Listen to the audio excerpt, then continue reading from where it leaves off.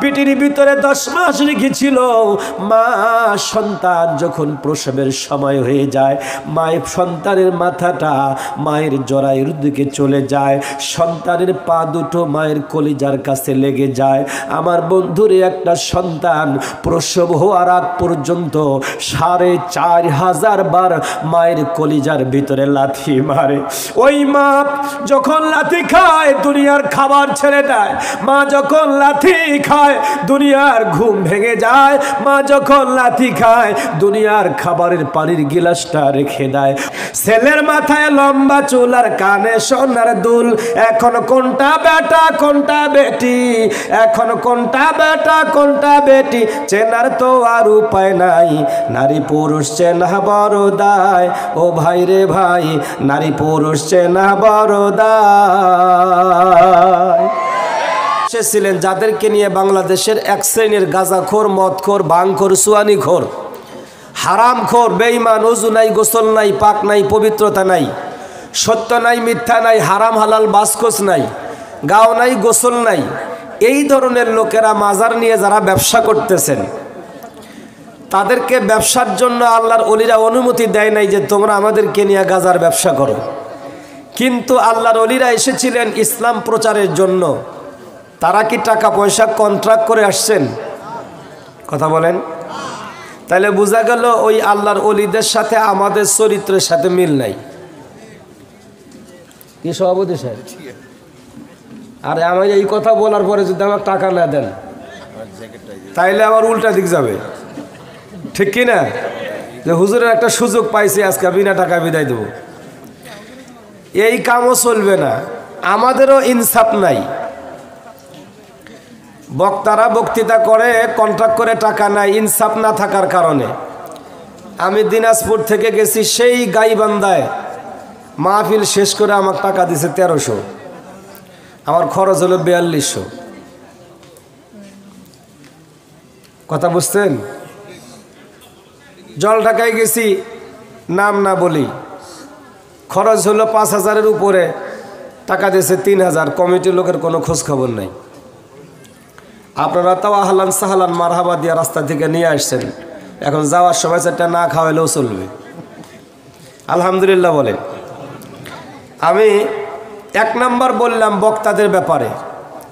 আমাদের কন্ট্রাক্ট করা আর কন্ট্রাক্ট না করা, না করলেও ক্ষতি, করলেও বিপদ, এই একটা মুসিবতের ভিতরে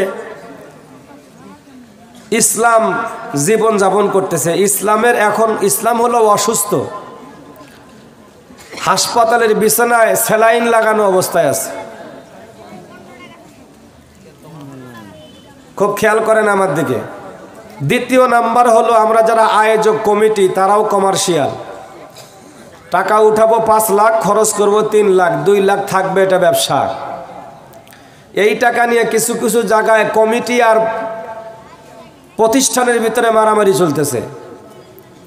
আজকে এই যে এখানে আপনারা লিখছেন প্রাণনগর হাফিজিয়া মাদ্রাসার হাফেজ ছাত্রদের পাগড়ি প্রদান উপলক্ষে প্রাণনগর রাজবাড়ী যুব সমাজের উদ্যোগে এক বিশাল মাহফিল। তাহলে মাদ্রাসা একটা প্রতিষ্ঠান আর যুব সমাজটা আলাদা।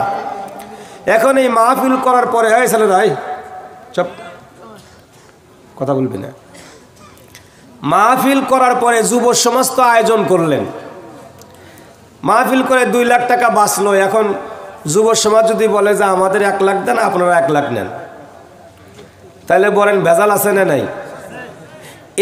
এই রকম ঘটনা বাংলাদেশের বিভিন্ন জায়গায় ঘটতেছে। আপনাদের এখানে যেন ঘটে না, আল্লাহ রহম করুক, বলেন আমিন। 1। দ্বিতীয় নাম্বার গেল এটা। 3 নাম্বার হলো আমরা যারা শ্রোতা, এই যে এসে বসছি ওয়াজ শোনার জন্য, আমরা কিন্তু ওয়াজ শুনতে আসি নাই, তাফসির শুনতে আসি নাই। তাফসির যদি আপনাদের এই 7 ইউনিয়নের কোনো আলেম, যিনি মুফাসসির, কামিল মাদ্রাসার মুফাসসির, মুহাদ্দিস, অথবা এই এলাকার কোনো মুফতি সাহেব এসে বক্তৃতা দেয়, আপনারা বলবেন দূর, ওনারা তো চিনি, প্রত্যেক দিন দেখা হয়। ওনার ওয়াজ শোনার জন্য যাওয়ার দরকার নেই। আচ্ছা, এই এলাকার মুফতি সাহেব যদি বক্তৃতা করে কোরআন থেকে, এই কোরআন কি আলাদা? হ্যাঁ। আর কুষ্টিয়া থেকে হাসান আল মামুন লাল সাহেব আসছেন, উনি এসে কি ও কোরআন সাহেব তো লাল, কবরও লাল, দেখছেন কেন? বক্তাও লাল, কোরআন সাহেবের কবরও লাল। আপনারা আজকাল লাল হয়ে যাবেন ইনশাল্লাহ। খুব খেয়াল করেন আমার দিকে। এই হাসান আল মামুন লাল ভাই যদি কোরআন শরীফ থেকে কথা বলে, এই কোরআন শরীফের পারা কি 40 বলেন? তাইলে ওনার জন্য আপনারা আসবেন বেশি লোক, আর এই সাতর ইউনিয়নের কোনো আলেম বললে আসবেন না, তাহলে বোঝা গেল আপনারা কোরআন শরীফের জন্য আসেন নাই। কারণ কোরআন ইনিও বলবে উনিও বলবে, এনার বেলায় লোক নাই, ওনার বেলায় লোক কেন? এটার একটা ব্যাখ্যা বিশ্লেষণ আমি খুঁজে বের করছি। বক্তা মাহফিল যারা আয়োজন করেন, তারা বক্তা সিলেক্টেড করতে 3টা কাজ করবেন। আমার মতো কালা কুটকুটে চেহারা খাটো লোক এরকম বক্তা নেবেন না, আপনারা ভুল করছেন। নিছেন দেখেই আজকে শ্রোতা কম। এত বড় প্যান্ডেল অর্ধেক লোক হয় নাই। কারণটা কি? কারণ আপনাদের তো দোষ নাই, দোষ হলো কমিটির। কমিটি বক্তা নির্বাচন করতে ভুল করছেন। 1 নম্বরে যে বক্তা নিয়ে আসছেন আজিজুল ভাই, এটা হলো আমাদের এই বীরগঞ্জ উপজেলায় তার জন্ম, এটা সমস্যা। দ্বিতীয় হলো সেই বক্তার আবার চেহারা ভালো না। 3 নাম্বার হলো বক্তার সুর ভালো না। এই জন্য বক্তা লাগবে দূরের, কণ্ঠ লাগবে সুরের, আর চেহারা লাগবে নূরের। দেখে মেয়েরা বলবে স্যাটেলাইট দিয়ে, ওরে সর্বনাশ, এত সুন্দর হুজুর রে, আমার বেটিটারে বিয়ে দিতে পারলে ভালো হইতো। চেহারা ভালো আর সুর খুব টান দিবে, ওই রকম একবারে কুকিল কণ্ঠী বসন্তের ডাক দিয়ে দিবে। আপনারা শুই না চোখের পানি ফালাবেন, বুঝেন আর না বুঝেন। আর একটা হলো যে বক্তা লাগবে দূরের, বাড়ির কাছের বক্তা দিনাজপুর, নীলফামারী, ঠাকুরগা, এই কাছের বক্তা দিয়ে কি আর ওয়াজ শুনলে হেদায়েত হওয়া যায়? ওয়াজ শোনার জন্য আনতে হবে কুষ্টিয়া, সাতক্ষীরা, তারপরে আপনার নোয়াখালী, বরিশাল, পিরোজপুর, বরগুনা, পটুয়া, ভোলা, লক্ষ্মীপুর, নোয়াখালী, ফেনী, চট্টগ্রাম, কক্সবাজার, বান্দরবন, কুত্তাবন, কত বন আছে, কথা কয় না। আমার কথা তো আপনাদের ভালো লাগবে না, কারণ আমি হইলাম দিনাজপুরের লোক। এই কারণে আমরা 3টা লস করছি কমিটি। 1 নাম্বার হলো বক্তার চেহারা ভালো না, কালো। 2 নাম্বার বক্তা হলো কাছের। 3 নাম্বার বক্তার সুর ভালো না। এই কারণে আজকের আলোচনা আমার আপনাদের কাছে খুব ভালোও লাগবে না। এখন আসেন আমরা এই 3টা দিয়ে বক্তা ঠিক করি। প্রথমে আগে নির্বাচন করে প্রধান বক্তা কোথাকার? কয় রংপুরের। আরও দূরে যাও। কয় তাইলে সিরাজগঞ্জে যাই। আর একজন কয় না না, সিরাজগঞ্জ তো এই বগুড়ার কাছাকাছি, আর একটু দূর, যমুনা পার হন। সভাপতি সাহেব, এগুলো হলো মানে পাবলিকের কথা, আমার কথা না। কি ঠিক কিনা? আমার কথা না, এটা পাবলিকের কথা। আমি পাবলিক সাইজা শুনছি, বাস্তব কথা এগুলা। ভাইয়েরা আমার শোনেন, কথা অনেকগুলো বললাম। এখন আপনারা কি আলোচনা শুনবেন? শোনার জন্য না মানার জন্য? জোরে বলেন। শোনার জন্য। আমরা সেই দেশ স্বাধীনের পর থেকে তো শুনতেই আছি। গতবারও মাহফিল হয়েছে শুনছি, তার আগের বারও হয়েছে শুনছি, আশেপাশে অনেক মাহফিল হয় শুনি, কিন্তু আমাদের শোনার পরে আর কোনো কাজ হয় না। সেল খারাপ, চার্জ ধরে থাকে না। আমাদেরকে আলোচনা শুনতে হবে মানার জন্য। কিসের জন্য? আরো জোরে বলেন। মাশাআল্লাহ, মাইকটা মোটামুটি ভালোই আছে, খারাপ না, কিন্তু হয়তো বিদ্যুতের ভোল্টেজ না থাকার কারণে মাইক সাউন্ড ক্লিয়ার দিতে পারতেছে না। কেন মাইক অপারেটর তো আর জীবন দেওয়ার উপায় নাই। এই জন্য আপনারা একটু মনোযোগ দেন। আমরা ভাঙ্গা ভাঙ্গা কণ্ঠে যা বলা লাগে তাই বলে যাই ইনশাল্লাহ। আমি আপনাদেরকে বলবো যে মহান আল্লাহ পাকের দরবারে শুকরিয়া আদায় করবেন জবান ছেড়ে দিয়া। যদি জবানে শক্তি রেখে দিয়ে আওয়াজ দেন তাহলে আপনি হবেন কণ্ঠ মুনাফিক। মুনাফিক এক প্রকার না, বহু প্রকার। তা আমাদের মধ্যে মুনাফিক আছে নাকি? হ্যাঁ, থাকতে পারে। এই জন্য আমরা একটু আশেপাশে খেয়াল রেখে একটা আওয়াজ দিব। এই আওয়াজ যেন আমার মনটাই বলে যে আরশে আজিমে পৌঁছে যাবে আমার আল্লাহর কাছে। চিৎকার মেরে বলেন আলহামদুলিল্লাহ। আরো জোরে আলহামদুলিল্লাহ, আলহামদুলিল্লাহ। পঠিত দরুদ ও সালাম পৌঁছাই দেই নবী পাকের রওজা মোবারকে। আমরা বলছি ওগো, এই রাজবাড়ির উপর দিয়ে বয়ে যাওয়া বাতাস, তুমি যেই দিন মদিনায় চলে যাবা সেই দিন আমাদের এই রাজবাড়ির সালামটুকুন নবীজি রওজায় পৌঁছাই দিও। জোরে বলেন আমিন। আরো জোরে বলেন আমিন। আরো জোরে বলেন আমিন। আমি আলোচনা করব বিশ্বনবী মুহাম্মদ সাল্লাল্লাহু আলাইহি ওয়াসাল্লামের পাক জবান থেকে ছোট্ট একটা হাদিস পড়েছি। তলাবুল ইলমি ফারিজাতুন আলা কুল্লি মুসলিম ওয়াল মুসলিমাত। নবী আমার বলেন, প্রত্যেক মুসলমান নর এবং নারীকে ইলমে দ্বীন শিক্ষা করা ফরজ। কতটুকুন ইলম শেখা মেয়েদের জন্য ফরজ, কতটুকুন ইলম শিক্ষা করা পুরুষের জন্য ফরজ, এটা যদি আমরা বুঝে থাকি তাহলে আমাদের ফরজ কাজ আদায় করতে হবে। ওয়াজ শুনলাম ফরজগুলো আদায় করার জন্য, ওয়াজ শোনার পরে যদি ফরজ কাজগুলো আদায় না করি, কিয়ামত পর্যন্ত এই ওয়াজ শুনলে ওয়াজ হবে না, শুধু আওয়াজ হবে। ওয়াজ হিসাবে আপনি নেন নাই, ঠিক কিনা?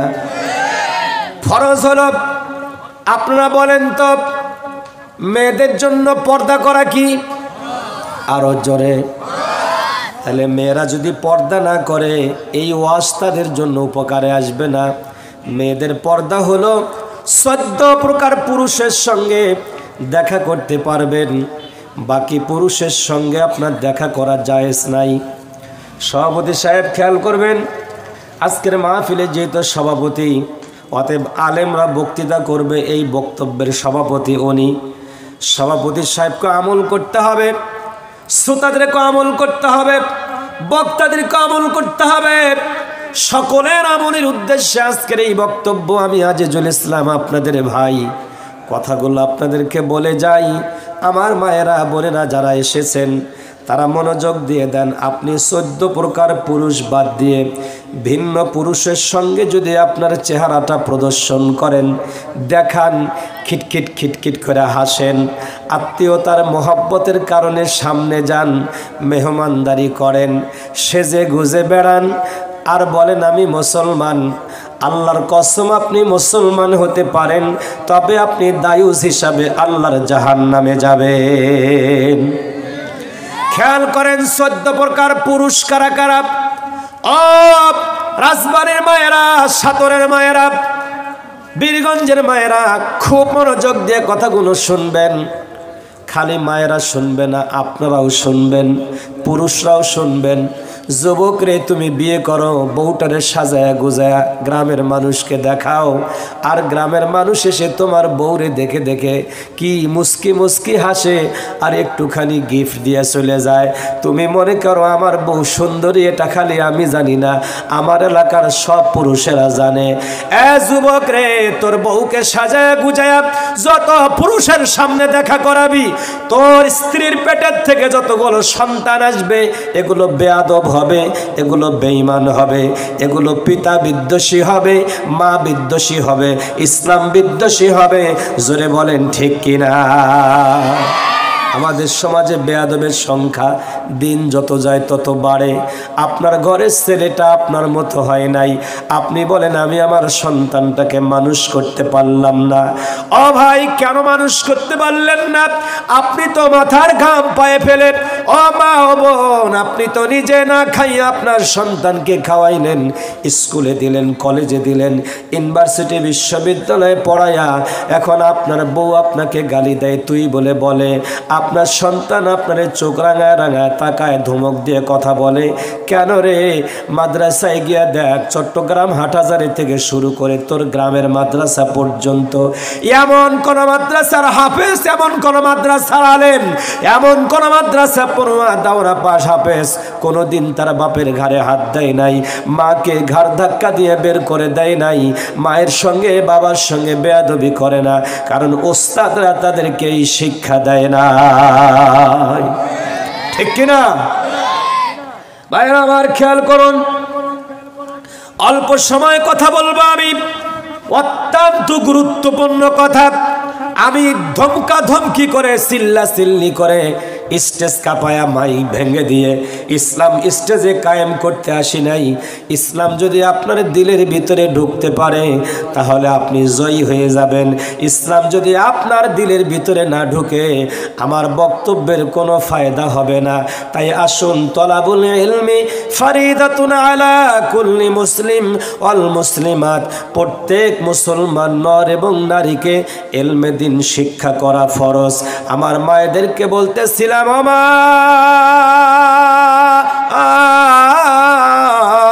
আপনার উপরে 14 জন পুরুষের দেখা করার জায়েজ আছে, বাকিদের সঙ্গে দেখা করতে পারবেন না। মনোযোগ দিয়ে দেন রে যুবক, মনোযোগ দিয়ে দেন রে বাবাজি, মনোযোগটা দিয়ে দেন গো আমার মায়েরা, আমার বোনেরা। খেয়াল করুন, 14 জনের ভিতরে প্রথম নাম্বার হলো বাবা। বাবার সঙ্গে দেখা করা যায় কিন্তু বাবার সঙ্গে বিয়ে হওয়া যায় না।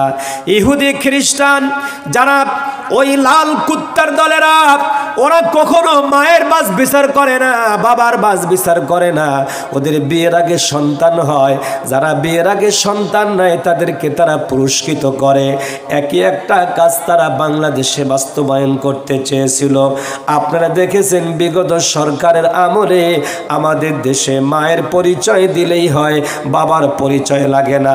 স্কুল কলেজ ইউনিভার্সিটি বিশ্ববিদ্যালয়ে চালু করেছিল, তার মানে বাবার পরিচয় লাগবে না। বাবা ছাড়া সন্তান মা যাকে পাবে তাকে দিয়ে সন্তান নিবে। এমন যার সন্তান পয়দার জন্য আমাদের দেশে ষড়যন্ত্রের জাল পেতেছিল যারা, ইহুদি খ্রিস্টানের দালাল হলো তারা। ঠিক কিনা আমার ভাইয়েরা? সুতরাং শাসক যদি তৈরি করতে হয়, বেসিক হচ্ছে শাসক তৈরি করবেন, যেই শাসক ইহুদিদের দালালি করবে, যেই শাসক খ্রিস্টানদের দালালি করবে। 7 সমুদ্র 13 নদী পার হয়ে বাংলাদেশে এসে আমাদের ঘরে ঘরে টিউবওয়েল দেয়, আমাদের বাড়িতে টয়লেট দেয়, ল্যাট্রিন দেয়, আমাদেরকে গরু দেয়, ছাগল দেয়। সেবা শিক্ষার নামে মিষ্টি মিষ্টি কথা কয়। ওরা হাঁস মুরগি নয়, খায় যে দেশের মাথা। সেবা শিক্ষার নামে কয় মিষ্টি মধুর কথা। ঠিক কিনা? 200 বছর আগে যাদের দাদা এসেছিল ওরা হাঁস মুরগি নয়, খায় যে দেশের মাথা। সেবা শিক্ষার নামে কয় মিষ্টি মধুর কথা। আমাদের দেশে 200 বছর আগে যারা এসেছিল ব্রিটিশ লাল কুত্তার দলেরা, ওরা থেমে নাই। আমাদের মাথার উপরে কাঁঠাল ভেঙে আমাদের নাস্তিক মার্কা মানুষগুলোকে শিক্ষা মন্ত্রণালয়ে বসায়া, শিক্ষা কমিশনে বসায়া আমাদের দেশের মানুষগুলোকে আবার নাস্তিক বানাবার জন্য শিক্ষানীতিকে পরিবর্তন করা, শিক্ষানীতিকে তারা চেঞ্জ করে দেওয়া। মানুষের শিক্ষা হবে আল্লাহর দেওয়া শিক্ষা। এটা না দিয়া তারা দারুইনের শিক্ষা দিচ্ছেন, এটা না দিয়া তারা আগডুম বাগডুম ঘোড়াডুমের শিক্ষা দিচ্ছেন, এটা না দিয়া তারা শরীফার শিক্ষা দিচ্ছেন। ওরা মেয়েদেরকে বাইরে বের করছেন, ছেলেদেরকে গাঁজাখোর মদখোর ভাঙখোর বানাচ্ছেন। তার মানে আমাদের জাতি ধ্বংসের জন্য নাস্তিক মার্কা সরকার তৈরি হলে আমরা ধ্বংস হব, এই ষড়যন্ত্র তারা আগেও করেছিল, এখনো করছেন। ঠিক কিনা? এই জন্য সরকার নির্বাচন করতে গিয়া সঠিক সিদ্ধান্ত নেবেন। কোন নাস্তিক, কোন বেঈমান, কোন মুরতাদ, কোন খোদাদ্রোহীকে, কোন কোরআন বিরোধীকে, রাসূল বিরোধীকে মসনদে বসতে দেওয়া যাবে না। ঠিক কিনা? ভাইয়েরা আমার শুনুন, কথাগুলো অল্প হবে, অল্প কথা হবে কিন্তু মনোযোগ দিয়ে দেন। মায়েরা 14 প্রকার পুরুষের সঙ্গে দেখা করতে পারবে, কিন্তু তাদের সঙ্গে বিয়ে বসতে পারবে না। যাদের সঙ্গে বিয়ে জায়েজ তাদের সঙ্গে দেখা করা জায়েজ নাই। বিয়ে ছাড়া দেখা করতে পারবে না। যাদের সঙ্গে দেখা করা জায়েজ তাদের সঙ্গে বিয়ে হওয়া যাবে না। বাপের সঙ্গে দেখা হওয়া জায়েজ, বাপের সঙ্গে বিয়ে হওয়া জায়েজ নাই। চাচার সঙ্গে দেখা হওয়া জায়েজ, আপন চাচার সঙ্গে বিয়ে হওয়া জায়েজ নাই। এরপরে হলো মামার সঙ্গে আপন মামার সঙ্গে দেখা করা জায়েজ, আপন মামার সঙ্গে ভাগ্নির বিয়ে হওয়া জায়েজ নাই। মাসলা তো সভাপতি সাহেব জানে, আপনারা জানেন না? হ্যাঁ জানেন তো, আপনাদের জানা কথাগুলো বলতেছি। মামার সঙ্গে ভাগ্নির বিয়ে হওয়া জায়েজ নাই, কিন্তু দেখা করা জায়েজ আছে, সফরে যাওয়া জায়েজ আছে। মামার সঙ্গে হজে যাওয়া জায়েজ আছে। মামার সঙ্গে বাপের বাড়ি থেকে শ্বশুর বাড়িতে যেতে পারবে, শ্বশুর বাড়ি থেকে বাপের বাড়িতে আসতে পারবে। মামার সঙ্গে চিকিৎসার জন্য ডাক্তারের কাছে যেতে পারবে। আমার ভাইরা খুব মনোযোগ দিয়ে দেন। বাবা গেল, মামা গেল, চাচা গেল, মামা গেল। এবার আসেন বিয়ের পর শ্বশুর, আপন শ্বশুরের সঙ্গে বিয়ে হওয়া জায়েজ নাই, তবে শ্বশুরের সঙ্গে দেখা করা জায়েজ আছে। শ্বশুরের সঙ্গে বাপের বাড়ি থেকে শ্বশুর বাড়িতে যেতে পারবে, শ্বশুর বাড়ি থেকে বাবার বাড়িতে আসতে পারবে, শ্বশুরের সঙ্গে হজে যেতে পারবে, শ্বশুরের সঙ্গে আপনার আত্মীয়র বাড়িতে যেতে পারবে। তাহলে দেখা গেল 4টা, বাপ, চাচা, মামা, শ্বশুর। পঞ্চম নাম্বার হলো দুধ বাপ। দুধ বাপের সঙ্গে দেখা করা যাবে, দুধ বাপের সঙ্গে বিয়ে হওয়া যাবে না। আমরা কিন্তু সব চিনি, দুধ বাপটা ভালো করে চিনি না। দুধ বাপ চিনার দরকার আছে না? নাই চিনার দরকার আছে না? এই যে মোবাইল রেকর্ড করতেছেন, দুধ বাপ কাকে কয়? বলেন বলেন, দুধ বাপ কাকে বলে? এই ভাই কাকে বলে? তার মানে আমরা দুধ বাপ চিনি না। হায় রে মুসলমান, এই দুধ বাপ চিনার মতন এলেম অর্জন করা ফরজ। তার মতো এলেম অর্জন করা, বলেন আরো জোরে বলেন, দুধ বাপ চিনার মতো এলেম অর্জন করা বাস।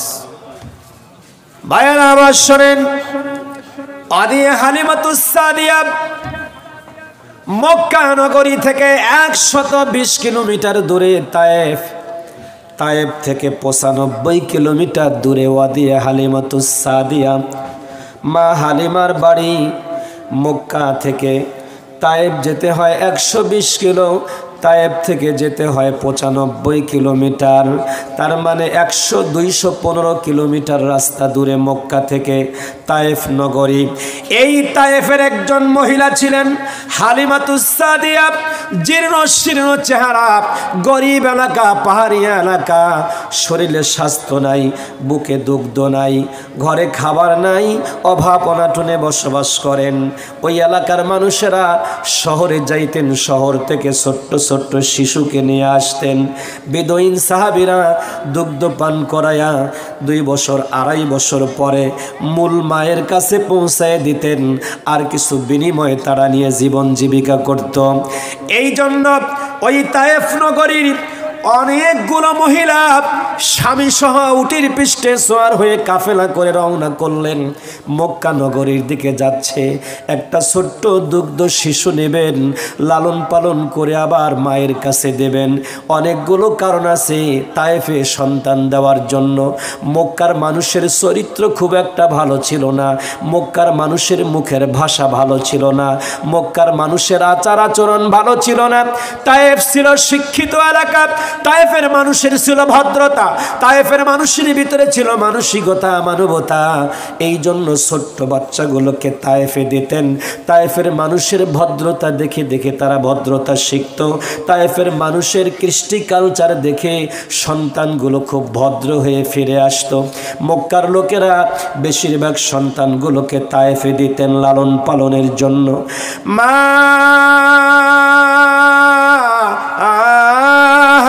হালিমাতুস সাদিয়া একটা দুগ্ধ সন্তানের জন্য জীর্ণ শীর্ণ উটের পিঠে চড়ে রওনা করলেন স্বামী সহ।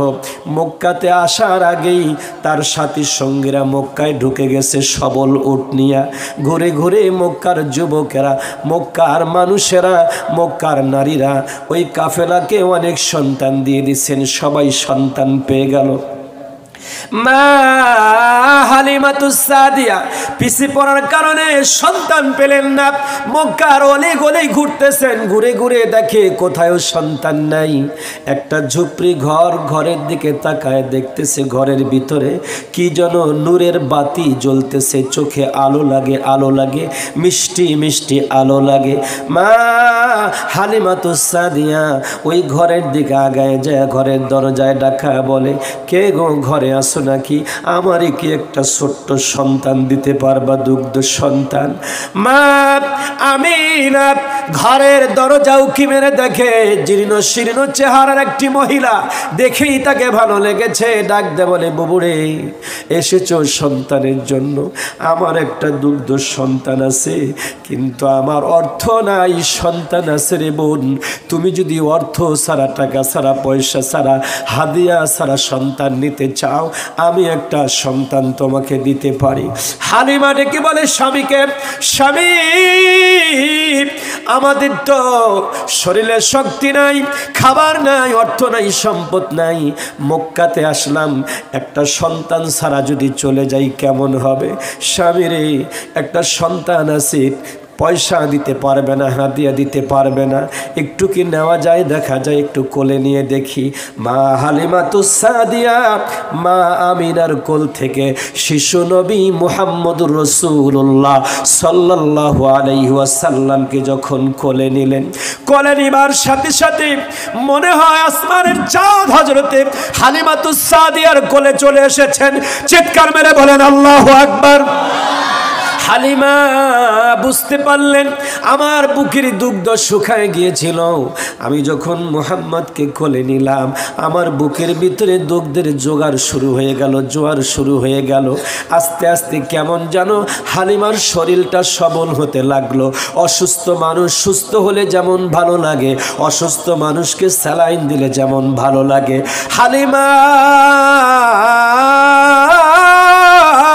হালিমার শরীরটা যত সময় যায় মুহাম্মদ সাল্লাল্লাহু আলাইহি ওয়াসাল্লামকে কোলে নিয়ে, তত সময়ের ভিতরে হালিমার শরীরটা ভালো হতে থাকে, চেহারার ভিতরে লাবণ্য আসতে থাকে। হালিমা বুঝতে পারলেন এটা সাধারণ কোনো সন্তান নয়, এটা সাধারণ কোনো শিশু নয়, এই শিশু আল্লাহর রহমতের শিশু হয়ে যাবেন। হালিমাটা কি বলছেন, আমি না রে বোন দে তোর সন্তানকে আমাকে, টাকা লাগবে না, পয়সা লাগবে না, বিনা টাকা বিনা পয়সায় সাধ্য হলে দিবি, না হলে না দিবি, আমি তোর সন্তানকে নিয়ে যাই। মা হালিমাতুস সাদিয়া শিশু মুহাম্মদকে কোলে নেওয়ার সাথে সাথে দুধে যোগান আসলো।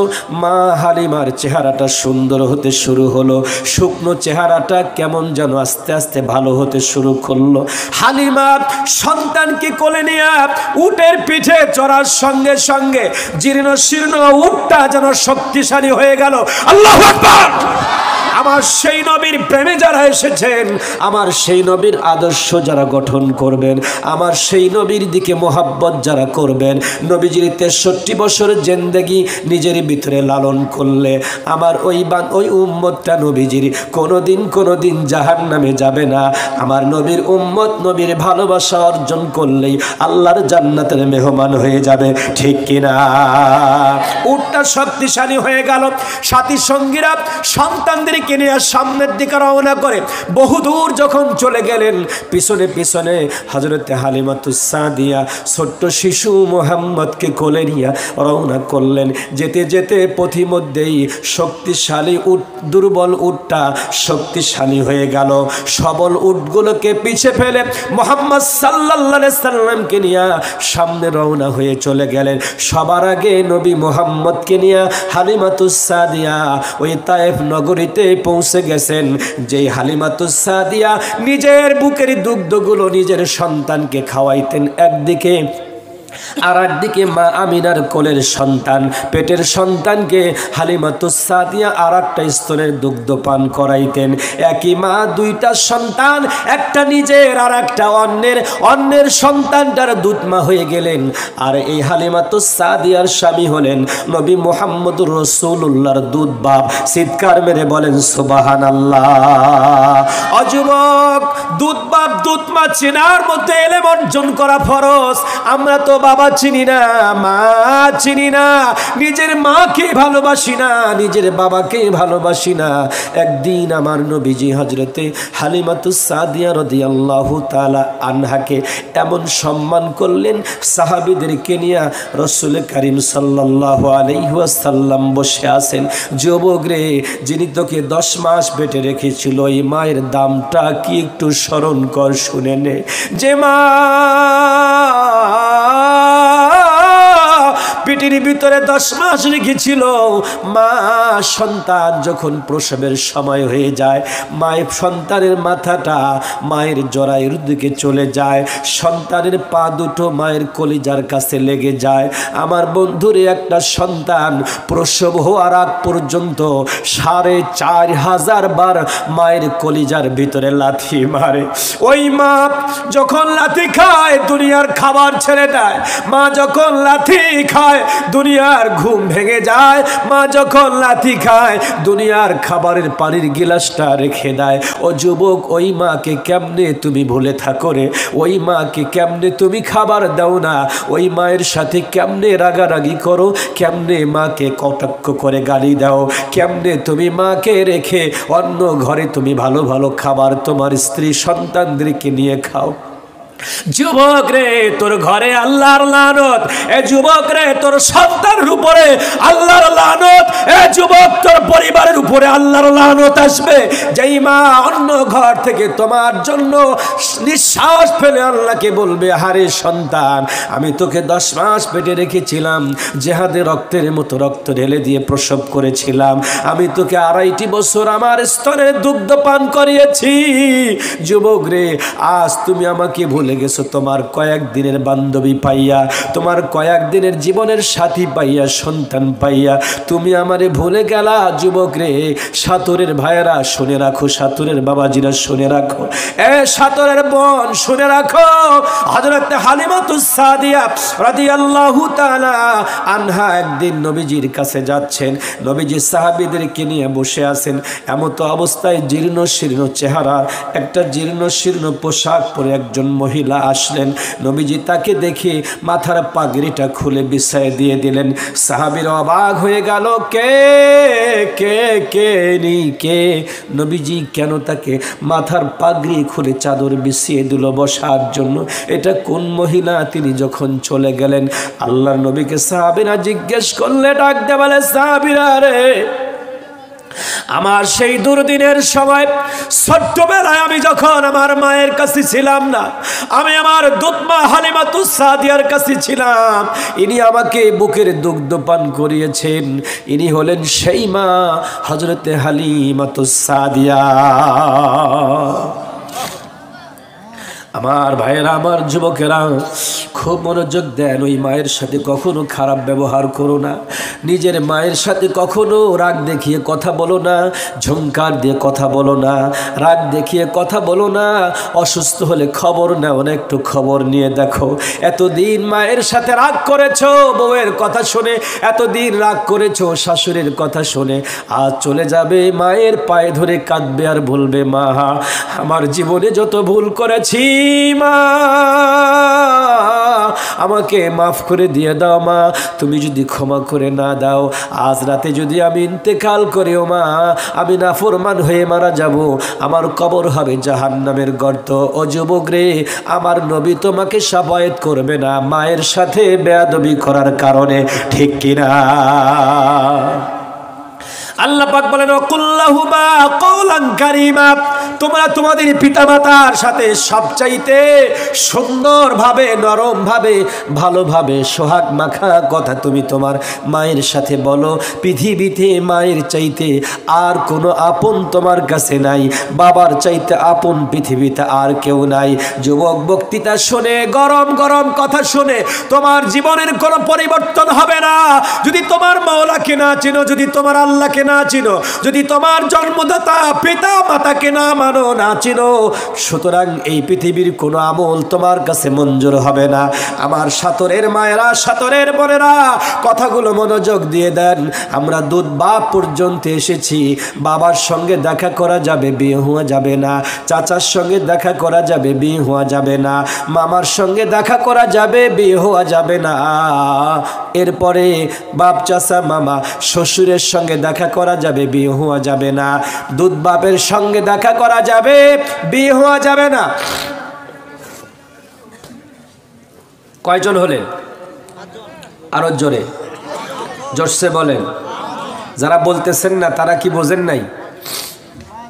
1 নাম্বার বাবা, 2 নাম্বার চাচা, 3 নাম্বার মামা, 4 নাম্বার শ্বশুর, 5 নাম্বার হলো দুধ বাপ। কয়জন? আরো জোরে, জোরসে বলেন। এই 5 প্রকার পুরুষের সঙ্গে মহিলারা দেখা করতে পারবে। সেটার নিয়ম হলো মাথার চুলগুলো ঢেকে রাখবেন, কানের নথিগুলো পর্যন্ত ঢেকে রাখবেন, কণ্ঠনালী পর্যন্ত ঢেকে রাখবেন। শুধুমাত্র মুখটা খোলা থাকবে, হাতের কবজি পর্যন্ত খোলা থাকবে, পায়ের তালুটা খোলা থাকবে, বাকি সমস্ত শরীরটা ঢেকে এই 5 প্রকার পুরুষের সঙ্গে দেখা করতে পারবেন। আপনি এলোমেলোভাবে এদের সঙ্গে দেখা করতে পারবেন না। এবার আসেন আরো 5 প্রকার। আমার সাতরের মায়েরা, বোনেরা, মনোযোগ দিয়ে দেন। ভাইয়ের সঙ্গে দেখা করতে পারবেন। তার মানে আপনার আপন যতগুলো ভাই, বাবা যেগুলো জন্ম দিয়েছে অন্য মায়ের পেটে, আপনার মায়ের পেটে না, দ্বিমাতা ভাই, তাদের সঙ্গে দেখা করতে পারবেন। আমার ভাইয়েরা, ভাই মানে বাবার জন্মদাতা যতগুলো সন্তান তারা ভাই। এই সব ভাইয়ের সঙ্গে দেখা করতে পারবেন, তবে তাদের সাথে বিয়ে হওয়া জায়েজ নাই। আপন দাদা, দাদার সঙ্গে দেখা করতে পারবেন, তবে দাদার সঙ্গে বিয়ে হওয়া জায়েজ নাই। আপন নানার সঙ্গে দেখা করতে পারবেন, কিন্তু নানার সঙ্গে বিয়ে হওয়া জায়েজ নাই। আপন নাতির সঙ্গে দেখা করতে পারবেন, আপন নাতির সঙ্গে বিয়ে হওয়া জায়েজ নাই। আপন দুধ ভাইয়ের সঙ্গে দেখা করতে পারবেন, কিন্তু দুধ ভাইয়ের সঙ্গে বিয়ে হওয়া জায়েজ নাই। এই হলো ভাই, দাদা, নানা, নাতি, দুধ ভাই। এখানে 5 জন। জোরসে বলেন কয়জন? 1 নাম্বার। 1 নাম্বার কি? ভাই। জোরে বলেন 1 নাম্বার। 2 নাম্বার দাদা। জোরে বলেন 2 নাম্বার। 3 নাম্বার, 4 নাম্বার নাতি। জোরে বলেন 4 নাম্বার নাতি। 5 নাম্বার দুধ ভাই। এই আগের 5 জন আর পরের 5 জন, 5 10 জনের সঙ্গে মেয়েরা দেখা করতে পারবে। এই 10 জনের সঙ্গে বিয়ে হওয়া জায়েজ নাই। বাকি আছে কয়জন? আরো জোরে, জোরসে বলেন। এই জোর হলো না? এই 4 জন আমাদের চিনার দরকার আছে না নাই? এই 4 জন কাকে আমরা চিনব? 4 জনের সঙ্গে দেখা আমরা করব, কিন্তু বিয়ে আমরা করব না, দেব না। রাজি আছেন কি আছেন না? এবার আলোচনায় নিয়ে আসব। নবী আমার বলেছেন, তলাবুল ইলমি ফারিদাতুন আলা কুল্লি মুসলিম ওয়াল মুসলিমাত। প্রত্যেক নর এবং নারীকে ইলমে দিন শিক্ষা দেওয়া ফরজ।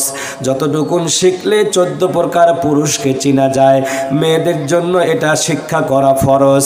আর ছেলেদের জন্য যেই 14 প্রকার নারীকে দেখা যাবে, বিয়ে করা যাবে না, এটা পুরুষের জন্য জানা ফরজ। আমার মনে হয় আপনারা আলোচনা বুঝতেছেন না। চলবে? চলবে? চলবে? আমি তো গরম গরম কথা বলতেছি না, সরকার বিরোধী কথা বলতেছি না। তাহলে আমার কথা ভালো লাগবে কি করে? ভালো লাগবে কি করে? ভালো লাগার জন্য আলোচনা হলো স্টেজ কাঁপাইতে হবে, কথা কয় না? স্টেজে বোম ফাটাইতে হবে, গলা ভাঙতে হবে, এরপরে মাঝে মাঝে চিৎকারের আওয়াজ দিয়ে তাকবীর দিবে, পাবলিক গরম হয়ে যাবে। মনে করলাম আজকে এখানে ইসলাম কায়েম হয়ে গেছে, কালকে ফজরে মুসল্লি মসজিদে যে কয়জন ছিল আজকের মাহফিলেও দেখা যায় ওই কয়জন, চিল্লা চিল্লি ফাও। সভাপতি সাহেব, এই হলো এলাকার বক্তা, এদিকে কি আর ওয়াজ চলে? ভাইরা আমার শুনুন, আমার দেশের কিছু দাদা আছে, আমার দেশের কিছু নানা আছে, আমার দেশের কিছু নানি আছে, দাদি আছে। ওরা আগের যুগের, বর্তমান আবার মডেল যুগ আসছে। দাদা নাতিনিকে দেখে চোখ মারে, কিরে নাতনি, কথা কয় না? আবার নাতিকে দেখলে দাদিয়ে চোখ মারে, কেন চোখ মারে? বিয়ের ঝোঁক তোলার জন্য। দাদা যখন আসে, নানা যখন বাড়িতে আসে, তখন আবার জামাই আর বেটিয়ে কয়, হ্যাঁ আজকে তো আসছেন, জামাই আসছে, বেটি বড় হয়েছে তো এই জন্য আসছে। এই তোমার বাপ হলো তোমার মেয়ের নানা, তুমি তোমার বাপেক দিয়ে তোমার মেয়ের সাথে যে এই কথাটা বলে, এটা কি সাজে? ওর সাথে তো বিয়ে হওয়াই জায়েজ নাই। আবার এর সাথে নানাও তাল মারে, হা হা হা তোমার মায়েরা নিতে আইছে। কি জাইরের ঘরের জাইরে বুড়া এটা, কথা কয় না? এই বুড়া, ওই নাতিনি তো তোর বিয়ে করাই জায়েজ নাই, বিয়ে সম্পর্কে ঠাট্টা করাও জায়েজ নাই, কথা কয় না? যাকে বিয়ে করা জায়েজ নাই তাকে বিয়ে সংক্রান্ত ঠাট্টা করাও জায়েজ নাই। আমাদের সমাজের অসংখ্য দাদা নানা আছে, টাটকা নাতিনিকে দেখলে 16 বছরের ওর আর হুঁশ ঠিক থাকে না। কথা বলে না কেন? বেয়াক্কেল বুড়া, তোর তো বিয়ে করাই জায়েজ নাই, আবার ঠাট্টা করিস কেন? কিছু মহিলা আছে, ওরাও আবার দাদা নানা দিয়ে ঠাট্টা করায়া সংসারের সমাজের পচন ধরাই দিচ্ছেন। এগুলো জায়েজ নাই। জোরে বলেন কি নাই? আরো জোরে বলেন কি নাই? ভাইয়ের সঙ্গে বিয়ে সংক্রান্ত ঠাট্টা করা জায়েজ নাই। কোন ভাই তার বোনকে বলে না তোকে পছন্দ হয়েছে, কোন বোন ভাইকে বলে না পছন্দ হয়েছে। তাহলে দাদা কেন নাতিকে নাতিনিকে বলবে, নাতিনি কেন দাদাকে বলবে? এটাও তো জায়েজ নাই, ঠিক কি ঠিক না? কথা বুঝে আসছে আপনাদের? আগামীকালকে মনে করবেন যে আমাদের আজিজুল ভাই কি ওয়াজ করে গেল, কি কথা বলে গেল, বুঝলাম কি বুঝলাম না। একটু বোঝার জন্য বলছি আমার ভাইয়েরা শুনুন, এই 14 প্রকার পুরুষের সঙ্গে মেয়েদের দেখা করা যাবে না, আর 14 প্রকার নারীদের সঙ্গে পুরুষকে দেখা করা যাবে না। প্রয়োজনে অ্যাবাউট করে চলতে হবে, এড়িয়ে এড়িয়ে চলতে হবে। কিন্তু আমাদের সমাজে দেখা যায় সব ধরনের মেয়েরাই এখন আপটুট মেয়ে হয়ে গেছেন। কোনো রকম একটা খালি গেঞ্জি পরছে, সুতি গেঞ্জি, বয়স 16 বছর। আপনাদের সাতরে মনে হয় নাই? যেই পরিবারটা বেশি শিক্ষিত মডার্ন, ওই পরিবারের মেয়েরা 16 বছর, 17 বছর, 18 বছর, এদিকে আপনার ক্লাস 9 কমপ্লিট করে, 10 কমপ্লিট করে, আপনার এসএসসি পড়েই চলে গেছে কলেজে, যে মেসে থাকে ওইখানে আর হুঁশ নাই, একটা খালি গেঞ্জি গায়ে দেয় আর একটা পায়জামা পরে, ওটা পায়জামা না জামা তাও বোঝা যায় না, কথা বলে না। মেয়েটা যে চলে এটা ছেলে না মেয়ে, হিজলা না মহিলা না পুরুষ, এটা বোঝা যায় না, কথা কয় না। ছেলের মাথায় লম্বা চুল আর কানে সোনার দুল, ছেলের মাথায় লম্বা চুল আর কানে সোনার দুল। এখন কোনটা বেটা কোনটা বেটি, এখন কোনটা বেটা কোনটা বেটি, চেনার তো আর উপায় নাই। নারী পুরুষ চেনা বড় দায়, ও ভাই রে ভাই, নারী পুরুষ চেনা বড় দায়। ছেলের মাথায় লম্বা লম্বা চুল, কানে দুল দিছে, ওরে যদি ধরে নিয়ে যায়, কিডন্যাপ করে নিয়ে যায় শালবাগানে, কি অবস্থাটা হবে? সভাপতি সাহেব। আর কি বলবো, আমাদের সমাজের মেয়েরা এখন একেবারে স্কিন টাইট প্যান্ট পরছে, শার্ট গায়ে দিছে, এরপরে চুল ছেলেদের মতো একেবারে টকটকা করে কেটে দিয়ে পুরুষ কাটিং দিয়ে দিচ্ছেন, দিয়ে এখন মাঝে মাঝে ফুটবলও খেলায়। কথা কেন কেন ফুটবলও খেলে। ভাইয়েরা আমার, মেয়েদের পোশাক চেঞ্জ হয়ে গেল। পুরুষের পোশাক মেয়েরা পরে, মেয়েদের পোশাক পুরুষেরা পরে, কোনো ভেদাভেদ নাই। গরু ছাগলের ভিতরে ভেদাভেদ নাই। গরু ছাগলের ভিতরে মা আর বোন নাই, মুরগির ভিতরে মা বোন নাই। একটা মোরগ দেখবেন আপনাদের গ্রামের ভিতরে, মোরগটা যদি ওই ভোর রাতে উঠে কুকুরকুক বলে ডাকে, এই মোরগটা সকালবেলা ছেড়ে দেওয়ার পর বের হয়ে গিয়া যখনই কোনো মুরগি দেখে ডিম পাড়া পাড়া ভাব, মুখটা লাল লাল হয়ে গেছেন, তার মানে যুবতী যুবতী ভাব, মুরগের মাথা ঠিক নাই, ওকে একটা দাবার দেওয়া শুরু করে। একটা দাবার দিয়া গ্রামের এক মাথা থেকে আর এক মাথায় নিয়া ধানের খেরের পালার নিচেও যদি ঢুকে, ওইখানে ঢুকে আর ইজ্জত নষ্ট করে দিয়ে দেয়। ঠিক কিনা?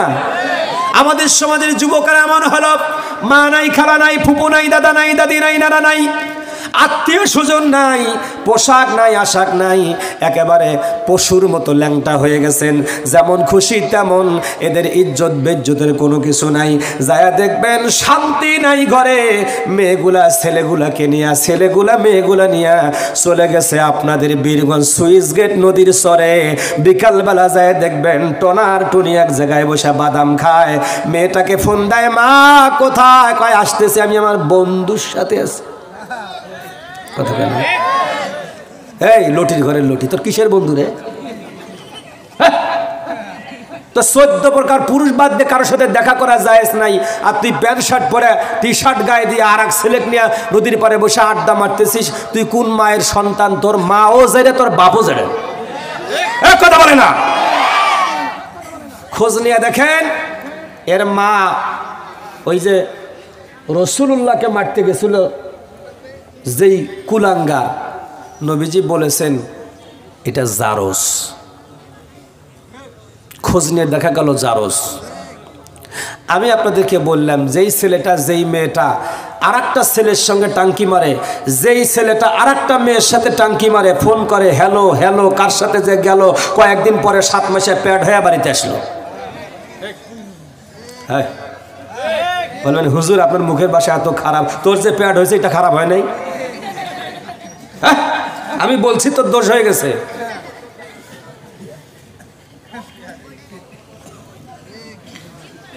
খোঁজ নিয়ে দেখবেন, এই মেয়ের মা টিভি দেখেছে, সিডি দেখেছে, মোবাইল দেখেছে, লিপস্টিক পড়েছে, ওযু নাই, গোসল নাই, পাক নাই, পবিত্রতা নাই। এই ছেলে মেয়েটার বাবা, ছেলেটার বাবা বাজারে গেছে, যায়া পান খাইছে, বিড়ি খাইছে, সিগারেট খাইছে, গুল খাইছে, তামাক খাইছে, মুখটা গু গু গন্ধ।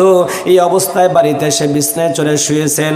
কোনো রকম করে হাত মুখ ধুয়ে, মুখটা ধুইছে কি ধোয় নাই এমতো অবস্থায় বিছনায় চড়ে রাত 12টার পর হুড়মুড়ি যাত্রা যে কয়টা হয়েছে আমাদের দেশে, যেগুলো অর্ধেক আছে চুল অর্ধেক নাইরা, এই সব অর্ধেক ভালো অর্ধেক যারা, ওদেরই সন্তান। কথা বলেন ঠিক কিনা?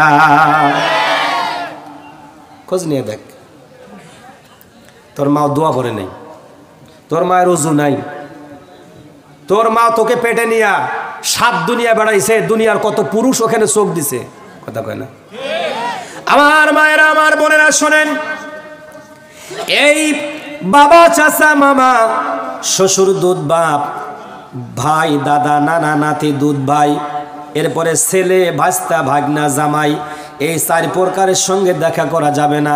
এগুলা যারা মেনে মেনে চলেছেন, তাদের পেটের ভিতরে আল্লাহর ওলি হযরতে আব্দুল কাদের জিলানী রহমাতুল্লাহি আলাইহির মতো আল্লাহওয়ালা জন্ম নিয়েছেন। আর যারা এগুলো মানেন নাই, টিভি, সিডি, সিনেমা আর দুনিয়ার হারাম খায়া খায়া পেটে সন্তান জন্ম দিয়েছেন, বেপর্দায় ঘুরেছেন, ওদের পেটে আল্লাহর ওলি আব্দুল কাদের জিলানী আসে না, ওদের পেটের ভিতরে আমাদের দেশের ওবায়দুল কাদের হয়। ঠিক কিনা? তোর পেটের ভিতরে আল্লাহর ওলি আব্দুল কাদের হবে, সাইদির জন্ম হবে, তোর পেটের ভিতরে আপনার বাবুনগরীর জন্ম হবে, তোর ভিতরে আল্লামা শফি সাহেবের জন্ম হবে, তোর পেটের ভিতরে হবে শয়তান। ঠিক কিনা? যেগুলো দেশের টাকা লুটে পুটে খায়া বিদেশে পাঠাই দিছেন, বেগম পাড়া বানাইছেন, এই সব শয়তানের জন্মই তোদের পেটে হবে। ভাইয়ারা আমার শুনুন, একটা ছাগল ছাগল চেনেন নাকি? ছাগল আছে না? কি কয়? বকরি কয় না ছাগল? কি কন আপনারা? ছাগল। ছাগল আবার কয়েক প্রকার আছে। দেশি ছাগল, বেঙ্গল ছাগল, রাম ছাগল, এরপরে তোতা পাখি ছাগল, আরও দেখবে ময়না পাখি ছাগল, আছে না নাই? একজন ইঞ্জিনিয়ার, উনি এক জায়গায় বক্তৃতা করতে যায়, পশু চিকিৎসক থেকে আবার পরবর্তীতে ওনাকে ডক্টরেট করছেন, বিদেশে গেছেন, যে পিএইচডিও নিয়ে আসছেন। এসে উনি দেশে বক্তব্য দিতেছেন যে বিদেশে দেখলাম কোরআনের ভিতরে আল্লাহ বলছেন যে মানুষ পশুর চাইতে নিকৃষ্ট। উলাইকা কাল আনআম বাল হুম আদল উলাইকা হুমুল গাফিলুন। মানুষ চতুষ্পদ জানোয়ারের চাইতেও নিকৃষ্ট। আল্লাহ বলছে না বলে নাই? কথা বল না কে? আল্লাহ বলছে না বলে নাই? তো উনি চিন্তা করলে এটা কেমন কথা, মানুষ পশুর চাইতে খারাপ, এইটা তার ব্রেনটে ধরে না। উনি চিন্তা ভাবনা করতে করতে এরপরে যখন উনি পশু চিকিৎসার উপরে, গবাদি পশুর উপরে একটা প্রশিক্ষণের জন্য বিদেশে গেলেন। বিদেশে যায় দেখে একটা ফার্ম, বিশাল বড় ফার্ম। ওই ফার্মের ভিতরে একটা বুড়া আর একটা বুড়ি, দুইজনে মিলে বসে আছে, ওরা ওই ফার্মের মালিক। তো ওদেরকে যায় বললেন যে আপনার এই ফার্মের ভিতরে গরু কতগুলা? 500। কতগুলা? 500। তা গরু কই? কয় গরু সব মাঠে গেছে ঘাস খাওয়ার জন্য, একটু পরে আসবে। আসবে মানে কে নিয়ে আসবে? কয় আনার জন্য গেছে। কে গেছে? কয় কুত্তা। গরু আনতে কে গেছে? কুত্তায় গেছে গরু আনতে। তো আশ্চর্যের ব্যাপার না? তো কিছুক্ষণ পরে দেখে দুটা শিকারি কুকুর আছে, এই কুকুর দুটা দেয়া গরুর যে লিডার ওইটারে ধরে দুই দিক থেকে ধরে তারায় তারায় নিয়ে আসতেছে।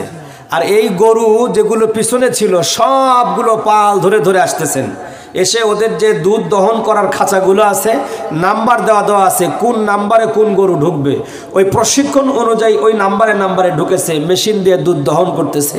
এই দৃশ্য উনি দেখে বলতেছেন আসলেই মানুষ পশুর চাইতে নিকৃষ্ট।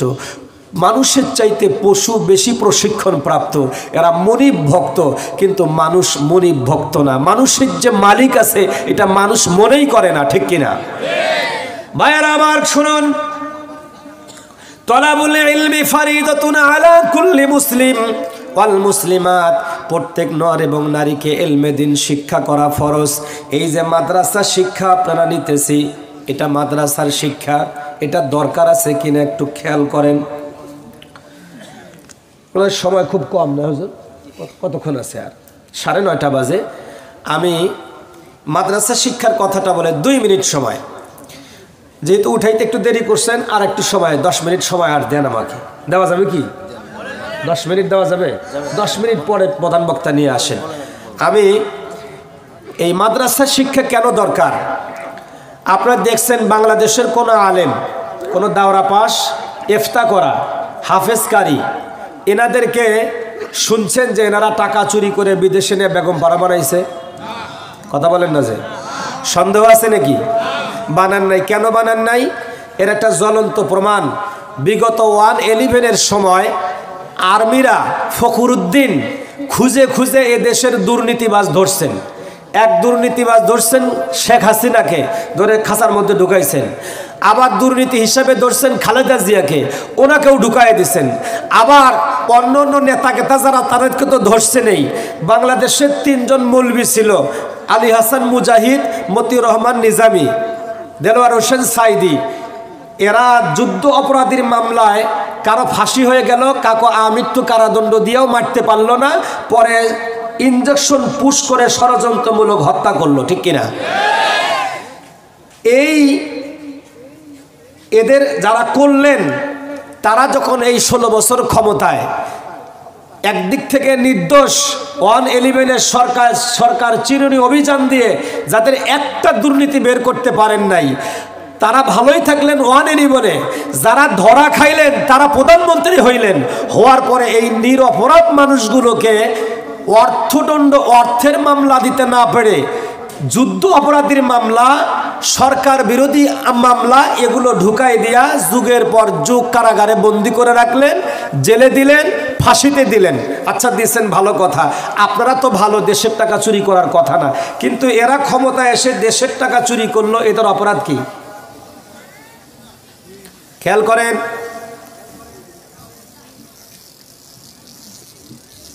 মনোযোগটা এদিকে দেন, পাগড়ি দিবে একটু পরে। আমরা বলতে চাই এদেশের কিছু ছেঁচড়া চোর আছে, ছাগল চোর, গরু চোর, এরা সঙ্গত অভাবের কারণে চুরি করেছে। কিন্তু যাদেরকে আমরা স্লোগান দিলাম, এই যে সামনে নির্বাচন আসবে, দেখবেন স্লোগান দেওয়া হবে আমার নেতার চরিত্র ফুলের মতো পবিত্র। ঠিক আছে, হইল পবিত্র, ভোট দিয়ে ক্ষমতায় দিলাম, চেয়ারে বসার সাথে সাথে টাকা চুরি করা শুরু করে দিল। আছে না নাই? আচ্ছা, আপনার কিসের অভাব? সরকার বেতন দেয়, পুলিশ প্রটোকল দেয়, গাড়ি দেয়, বাড়ি দেয়, সব দেওয়ার পরে আপনি কিসের অভাবে চুরি করেন? বোঝা গেল এদের শিক্ষা ডিপার্টমেন্টটা, এরা যে স্কুলে পড়ছে ওই স্কুলে স্যার 5 লাখ টাকা ঘুষ দিয়া স্যারের চাকরি নিছে। হ্যাঁ, কথা কন। তার মানে ও স্যার হলো ঘুষ দেওয়ার অপরাধী, আর যেই কমিটি তাদেরকে শিক্ষা ব্যবস্থা দিছে এরা হলো ঘুষখোর। অতএব ঘুষ দেওয়া, ঘুষ নেওয়া যে প্রতিষ্ঠানে অনৈতিক শিক্ষা হয়, ওই শিক্ষা প্রতিষ্ঠান থেকে চুরি বিদ্যা শিখে যেই চেয়ারেই দেন না কেন ওই চেয়ারেই চুরি করে। ওকে চৌকিদার বানান, দাফাদার বানান, এসপি বানান, এমপি বানান, মন্ত্রী বানান, ডিসি বানান, এসপি বানান, স্বরাষ্ট্রমন্ত্রী, পররাষ্ট্রমন্ত্রী, প্রধানমন্ত্রী, ওর শিক্ষাটাই হলো চুরি। ওখানে বসেই সে চুরি করা শুরু করে। এ কথা বলেন ঠিক কিনা? সুতরাং আগামীর দেশ হবে আলেমদের দেশ, আগামী দেশ হবে কোরআনের দেশ, আগামী দেশ হবে কোরআন সুন্নাহর দেশ, আগামী দেশ হবে মৌলবীদের দেশ। ঠিক কিনা? কোন চোরটাকে ক্ষমতার মসনদে আমরা বসতে দেব না, দেব না, দেব না। ঠিক না ঠিক? আমার ভাইরা, বক্তৃতার এই পর্যায়ে এসে আপনাদেরকে বলতে চাই, চোর যারা আছেন তারা সাবধান হন। নিজেরাই চেহারাটা আয়না দিয়ে দেখেন আপনি চোর না সুন্নি। ঠিক কিনা ভাইরা? আমার আসুন, এই মাদ্রাসা শিক্ষা দরকার আছে, এটা নৈতিক শিক্ষার জায়গা। তাবুক যুদ্ধের সময় সাহাবীদেরকে ডাকলেন, চলেন যুদ্ধে যাই। কেউ বলে আমার খেজুর পাকছে, কেউ বলে আমার বাড়িতে সমস্যা, যাবো কি যাব না, দিব কি দিব না। এই যে আমরা এখানে বসছি, আপনাদেরকে বলবো যে ভাই আসছেন যেহেতু, দেখেন তো পকেটে 5টা টাকা আছে নাকি।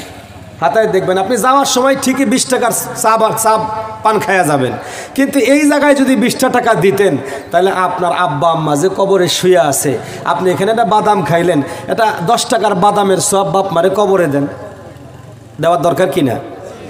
আপনি একটা ডিম খাইছেন, সিদ্ধ ডিম দেখে মনটা চাইলে ডিম খায়, ডিমের দোকানদার ডিম দে, আরে ডিমের দাম 25 টাকা, আপনি আর 5 টাকা জোড়া দিয়ে 30টা টাকা দিলে তো আর নবীর ঘরে আসতো, একটা হরফ পড়লে 10টা নেকি হইতো, মা কবরে পাইতো, বাপ কবরে পাইতো। বাপ আর মা বলতো, হারে আমার বেটা দুনিয়া থেকে আমার একটা ডিমের সব দান করছে, সুবহানাল্লাহ। আমি কত ডিম আমার সন্তানদের সিদ্ধ করে খাওয়াইছি, আজকে আমার কবরে কে দিবে, কোথায় থেকে পাবো? ওই যে দেখো মাহফিলে মাদ্রাসার তালবেলিমরা রাত 3টার সময় উঠে কোরআন পড়ে, হাফেজ হয়, ওই হাফেজদের জন্য আমার একটা সন্তান 50 টাকা দান করছে, সাথে সাথে সোয়াবটা কবরে চলে গেছে। কবরে রুহুটা কবরের ভিতরে সোয়াব পায়া জান্নাতের বাতাস যখন বওয়া শুরু হয়েছে তখন ঘুমায় গেছে। জান্নাতি মানুষেরা কবরে ঘুমাবে, আর জাহান্নামী মানুষেরা কবরে জায়গা থাকবে। দিনের পর দিন যাবে, ওর দিন ফুরাবে না, রাত ফুরাবে না। জান্নাতি মানুষেরা ঘুমায় যাবে, সিংগায় ফুক দেবে ইসরাফিল আলাইহিস সালাম, সঙ্গে সঙ্গে উঠে চোখ দুটা কাতরাবার বলবে, আমারে এত তাড়াতাড়ি ডাকলো কেন? বলছে হাসরের মাঠ কায়েম হয়ে গেছে, সুবহানাল্লাহ। আমার ভাইয়েরা, ওই মা রে, ওই বাপ রে 10টা টাকার সওয়াব দিতে মন চায় না? 20টা টাকার সওয়াব দিতে মন চায় না? 1000 টাকা দিয়ে কম্বল কিনে নিয়ে এসে বিছনার চাদর কিনে এনে বিছাইছেন, রাতের বেলা বিছনার চাদরে ঘুমানোর চাদরটা খুব সুন্দর, কুটকুট শব্দ হয় না, কি নরম, আপনি আরামে ঘুমায় গেলেন। ওই জমিনটা তো আপনার বাপে কিনে দিয়ে গেছে, ওই বাড়িটা তো আপনার বাপ করে দিয়ে গেছে, ওই রকম বিছনায় তো আপনি আপনার মায়ের সাথে ঘুমাইতে যায় প্রস্রাব করে আপনি শেষ করে দিয়েছেন, মা বিছনার চাদর তুলে দিয়ে আপনাকে বুকে ঘুম পাড়াইছে। আজকে চাদরের মতো একটা 1000 টাকার নোট দেখেন না, ওই মায়ের জন্য দান করে দিয়ে দেন, দেখবেন যে আল্লাহ পাক সাথে সাথে কবরের ভিতরে ওই 1000 টাকার বিছানির চাদরের সওয়াবটা কবরে বিছাই দিবেন। সুবহানাল্লাহ। নবীর ঘর, নবীর আশেক যারা তাড়াই দেয়, আজকে নবীর ঘরে যারা আসছেন এই কোরআনের কথা শোনার জন্য, টাকা নাই, আর এক ভাইয়ের কাছ থেকে 10 টাকা নেন, ভাই আমার 10 টাকা হাওলাত দেন তো, আমি নবীর ঘরে দিয়ে যাই, কালকে আপনারা দিয়ে দিব। আপনি পারলে 10 টাকা হাওলাত নেন, নবীর ঘরে দিয়ে যান, যে হাওলাত দিছেন সেও সওয়াব পাবেন, আর যে নিছেন সেও সওয়াব পাবেন। সুবহানাল্লাহ কর। আজকে সন্তানকে মানুষ করার জন্য ঋণ মাহাজন করেন, কত কত সুদী ঋণের ভিতরে চলে গেছেন, অথচ মা বাপকে কবরে রাখার জন্য আর এক সুখের দেওয়ার জন্য আর এক ভাইয়ের কাছ থেকে 1000 টাকা চায়া নিতে পারতেন, দিতে পারতেন। আল্লাহু আকবার। নেন তো। এইটাই এত লম্বা করে জিবা বার করে দিচ্ছেন কেন? মাহফিলগুলো অবশ্যই খাড়া করে দিবেন প্যান্ডেল সামনে, এগুলা গান প্যান্ডেলের কাজ।